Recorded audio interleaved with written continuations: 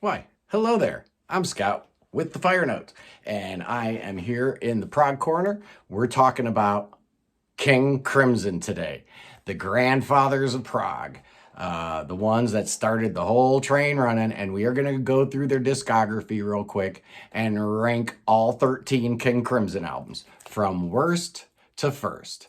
Now, this is a band that has no bad albums, so even the ones towards the bottom are still fantastic records.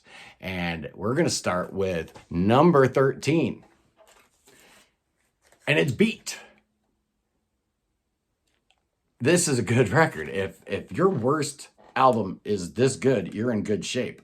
It's got some great songs, including Erotica, which they play live to this day.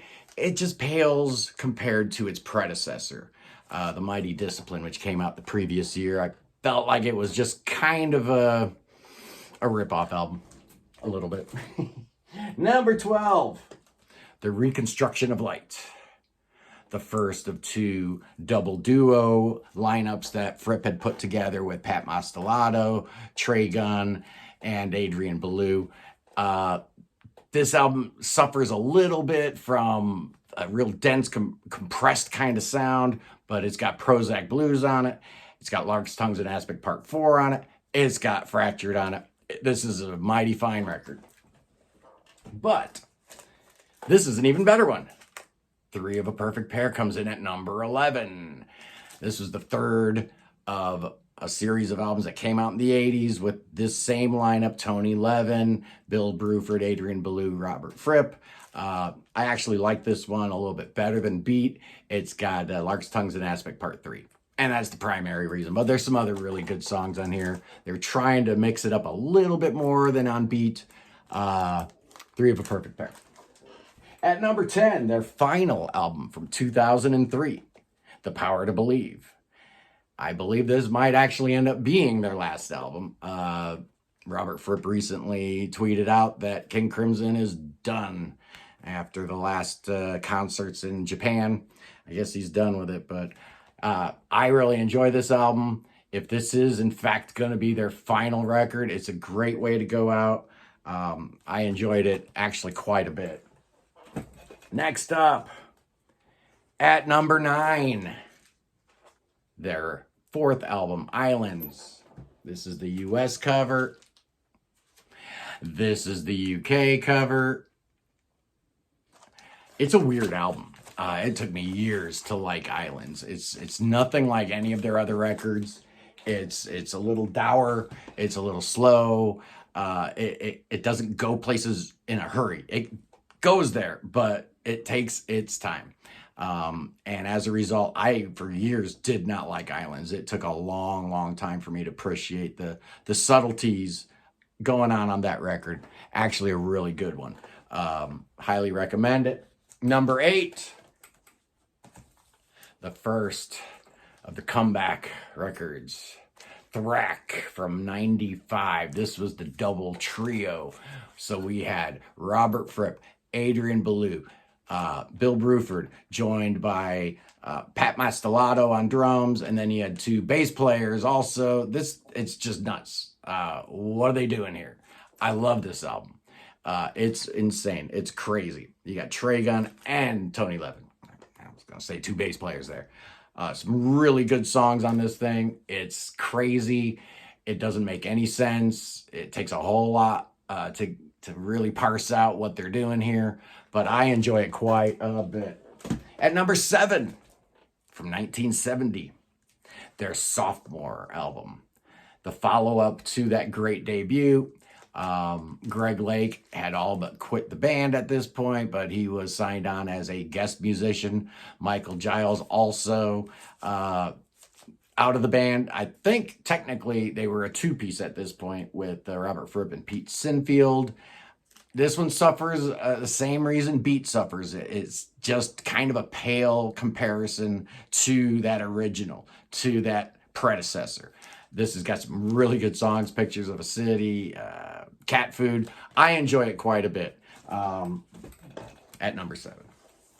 At number 6, we've talked about it enough. Here it is, Discipline, 1981. This record put King Crimson right back on the map. Hiring Adrian Belew was a stroke of genius. He'd just gotten off from working with Bowie and working with Talking Heads. So this album has a really fresh sound, utilizing some of the latest technology. I think Adrian Belew had the very first guitar synthesizer. Bill Bruford had the very first electric drums. And Tony Levin's playing this thing called a Chapman stick that nobody'd ever seen before. It's unlike any other record you've ever heard. It sounds a little like Fear of Music, Remain in Light era, Talking Heads, but taken to a whole different level with all kinds of progressive goodness. I really, really like this record. Okay, we're getting into the nitty gritty now. The top 5. At number 5, their third album, Lizard. A difficult record, to be sure, but thankfully not a carbon copy of their first 2. They do a lot of different things on this record. It's got a lot of horns. It's jazzy. It's got a sidelong epic on side 2, which is the only time King Crimson ever really attempted a sidelong epic. It's got John Anderson guesting on vocals. Lizard is a great, great album. My number 5. At number 4, these top 4 are pretty much interchangeable. Let's just get that out of the way. Some days, this is my favorite King Crimson album. Starless and Bible Black. Oh, this thing is so good. It's half studio, half live. The improvisational side of King Crimson has never shown itself in such a positive light on a studio album as right here. A lot of times when they get off on some craziness, you just want to go to the next song. But the improvisational workouts on side 2, the Starless and Bible Black track in particular, just incredible. Fracture, one of the greatest songs ever recorded. Some dude just posted a video on YouTube. It took him 22 years to try to learn how to play Fracture and still claims he didn't get it right. He did fine. And Robert Fripp informed Toya that it's 10 notes per second on Fracture. That's what he's playing, 10 notes per second. Number 3, the one that started it all. This sucker right here, In the Court of the Crimson King, 21st Century Schizoid Man, Epitaph, I Talk to the Wind, and of course, that great closing track. No one had ever heard a record like this before. No one had ever seen an album cover like this before. The guys in Yes saw these gentlemen perform at this era and realized we need to practice. This album's incredible. It deserves all the accolades it gets, every single one of them. Coming in at number 2, Kurt Cobain's favorite King Crimson album, and it's Red. Possibly their heaviest album. Bill Bruford's drumming is incredible. John Wetton's vocals, stellar. It's got Starless, which is probably my favorite King Crimson song. A lot of people's favorite King Crimson song. They closed it out when we saw them live. Red, so good. But there can only be one number 1, right? There can only be one King of the Hill, and that's Lark's Tongues in Aspect. First album done with Bill Bruford after he left Yes. This is the only album with this particular lineup of David Cross on violins, Robert Fripp, John Wetton, Bill Bruford, and Jamie Muir on percussions and all sorts. Interesting about King Crimson is the first 4 albums, they had a lyricist in Pete Sinfield, and then the next 3, they had a lyricist who was the guy who actually, Palmer James. He actually worked with Supertramp on their first album. I think he might have even been in Supertramp. I don't know. But Lark's Tongues in Aspect, parts 1 and 2, Easy Money, Talking Drum, Book of Saturday Exile. 6 songs, all 6 are amazing. This album scared the bejesus out of me when it first came out.